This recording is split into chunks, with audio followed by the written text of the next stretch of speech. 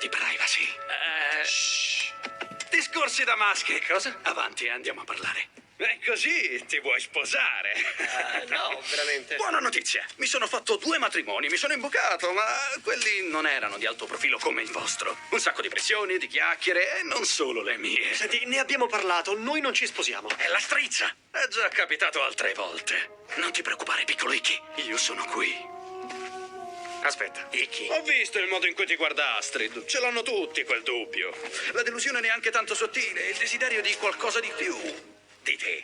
Devi cercare di esserne degno. Lei è una guerriera, una regina per il grande Thor. E tu non sei niente. Ma come testimone, come spirito guida, se vuoi. Imparerai ad abbracciare il tuo vichingo interiore. Dimostra ai signor No, che sono molti, che tu sei più di un semplice scorbietto malnutrito, con brutti capelli, denti strani e un collo a ramoscello. Pessimo discorso di incoraggiamento. Smettila di farti sopraffare dalle tue insicurezze, perché ti osservano tutti, guarda, proprio tutti. Devi fare l'uomo, fare come me, sarà dura, ma hai la mia parola. E finché manterrò questa parola, non mi arrenderò. Ehi! Ehi!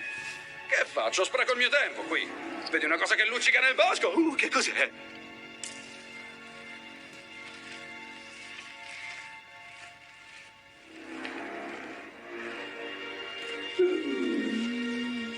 Stentato!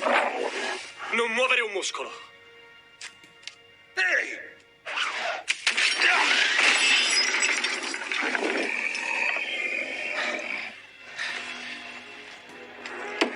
C'è un intruso.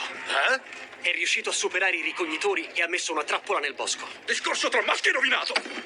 Oh dai, lasciatelo a me! Sta calmo, Scaracchio. Mandiamo una squadra di ricerca a terra e i ricognitori in aria. Stentato e io perlustriamo la costa. Sì, io non porterei Stentato da nessuna parte, capo. Riconosco questo manufatto. Grimmel il Grifagno. Dalle mie parti è molto famoso. Il cacciatore di draghi più in gamba che conosca. Beh, dopo di me, ovviamente. Non può essere così in gamba. Ha lasciato incustodita la trappola. Niente è lasciato al caso quando si tratta del vecchio Grimmel. Lui vive per la caccia, per entrare nella mente della preda, per controllare ogni scelta. È tutto un gioco per lui. Beh, non sa con chi si è messo a giocare. Sì, ne abbiamo già conosciuti come lui. Non devi sottovalutarlo, Icap. Ascolta, dammi retta. Lui tornerà. Vuol dire che lo aspetteremo.